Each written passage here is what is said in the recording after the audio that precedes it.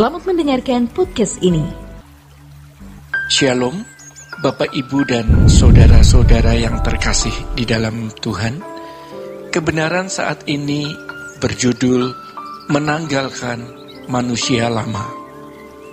Orang bisa bicara mengenai kelahiran baru dengan berbagai konsep penjelasan secara sistematis karena menguasai sistematika teologi. Tapi seringkali itu hanya menyentuh di pikiran, dan itu telah berlangsung selama berabad-abad. Sekarang kita mau menyentuh hati, makanya kita mencari Tuhan. Logika kita gunakan maksimal, tapi perasaan juga kita gunakan secara maksimal. Untuk itu kita berdoa setiap pagi, mengikuti kebaktian doa dan berpuasa. Kita berpuasa bukan karena mau mengalami mukjizat saja, melainkan yang terutama karena kita mau mendapat pencerahan. Kita sendiri harus berubah, mengalami kelahiran baru yang dibuktikan dengan menjadi manusia baru.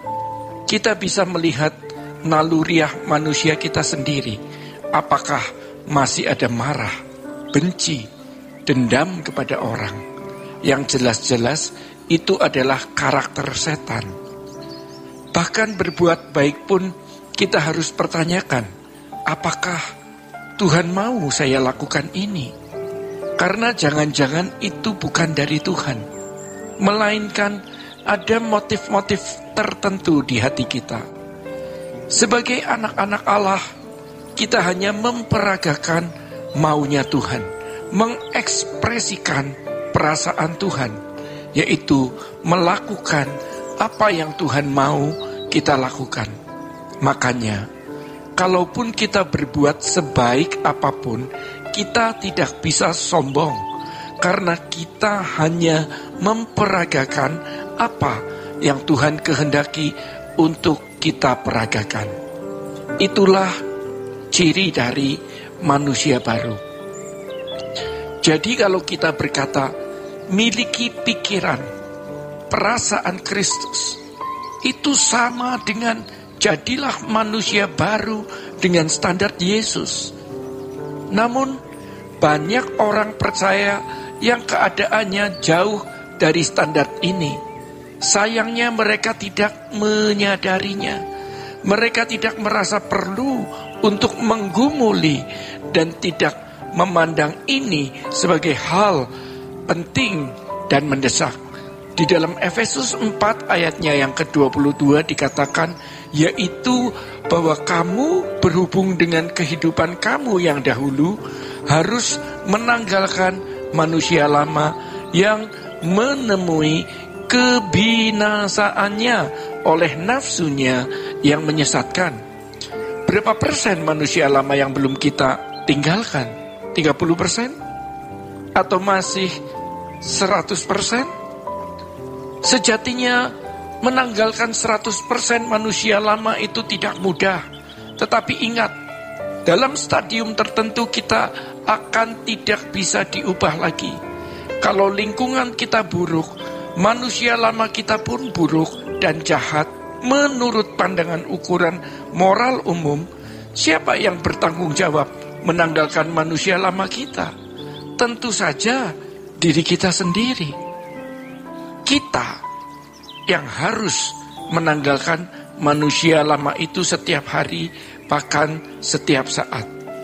Jadi ketika kita berbuat baik dan kita merasa senang, itu bisa berasal dari manusia lama kita. Baik memang menurut moral umum, tetapi bukan mengekspresikan perasaan Tuhan. Untuk orang Kristen baru, Tuhan senang-senang saja. Tapi kalau kita sudah mestinya akil balik, seharusnya kita tidak lagi berbuat baik karena mau berbuat baik. Kita berbuat baik karena Allah kita mau kita berbuat itu. Dan Allah kita mau berbuat itu.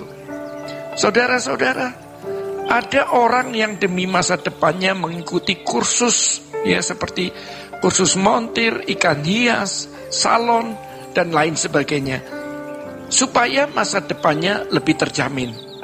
Berapapun harganya dia bayar. Lalu bagaimana dengan kita? Berapa harga yang berani kita bayar untuk merias manusia rohani kita demi hidup kekal? Supaya kita diperbarui dalam roh dan pikiran kita, sehingga segala sesuatu yang kita lakukan karena Tuhan menghendakinya. Makanya saat kita mau mengambil keputusan, jika kita sudah melekat dengan Tuhan dengan kecepatan tinggi, kita bisa tahu. Tapi ada saatnya kita harus berdiam diri dan mempertanyakan, apa yang Tuhan mau harus kulakukan. Kadang-kadang kalau urusan dengan keluarga, ya, karena ada ikatan keluarga yang menimbulkan rasa sentimental, kita sering mengambil keputusan di luar pikiran Allah.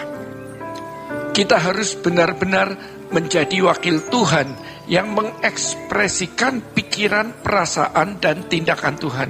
Mungkin kita mantan penjahat, orang berdosa, bobrok, rusak. Namun kalau kita mengikuti proses yang dikerjakan Roh Kudus sampai lahir baru, kita pasti akan sukses. Kalau perjanjian lama berkata, yang kuingini engkau saja.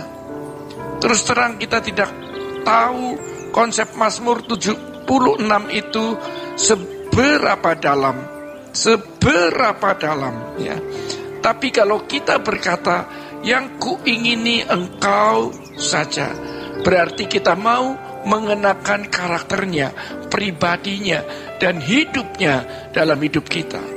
Makanya kita harus selalu dipandu, dimentor, dinasehati, dibimbing, dituntun oleh Roh Kudus. Kalau hanya kebaktian seminggu sekali lalu kembali ke dunia, kita akan tetap menjadi anak dunia atau dibelenggu dengan prinsip-prinsip hidup anak dunia. Bapak Ibu yang dikasihi Tuhan, demikian kebenaran pada saat ini. Tuhan Yesus memberkati. Sola Gracia.